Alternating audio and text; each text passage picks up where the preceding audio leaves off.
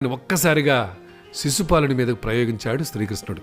అలా బుద్ధిగా ఉంటే బ్రతికిపోతావని చెప్పినా వినకుండా శిశుపాలుడు తన ప్రాణాల మీదకు తెచ్చుకున్నాడు. కృష్ణుడు ఎంతో ఆవేశంతో సుదర్శన చక్రాన్ని ప్రయోగించాడు కదా, ఆ సమయంలో అతని వేలు కూడా కాస్త తెగింది. ఆ వేలికి కట్టుకట్టేందుకు నలుగురు 4 దిక్కులకి పరుగుదీశారు. కాని అక్కడే ఉన్న ద్రౌపది మాత్రం ఏమాత్రం ఆలోచించకుండా తన చీర కొంగును చించి శ్రీకృష్ణుని వేలుకి రక్షగా చుట్టింది. నన్ను అన్నగా భావించి ఆదుకున్నావు కాబట్టి నీకు ఎలాంటి ప్రమాదం వచ్చినా నన్ను తలుచుకో, వెంటనే నిన్ను ఆదుకుంటాను అని అభయమిచ్చాడు శ్రీకృష్ణుడు. ఈ సంఘటనే రక్షాబంధనానికి నాందిగా నిలిచిందని చెప్పొచ్చు. తర్వాతి కాలంలో ద్రౌపది చీరను లాగి కౌరవులు నిండు సభలో అవమానించాలని అనుకుంటే దానిని అడ్డుకున్నాడు శ్రీకృష్ణుడు. అప్పట్నుంచి శ్రావణ మాసంలో వచ్చే పౌర్ణమి రోజున అక్కా చెల్లెళ్ళంతా తమ అన్నదమ్ములకు రాఖీని కడతారు. అందుకు బదులుగా జీవితాంతం వాళ్ళని కంటికి రెప్పలా కాచుకుంటానని వాగ్దానం చేస్తారు సోదరులు.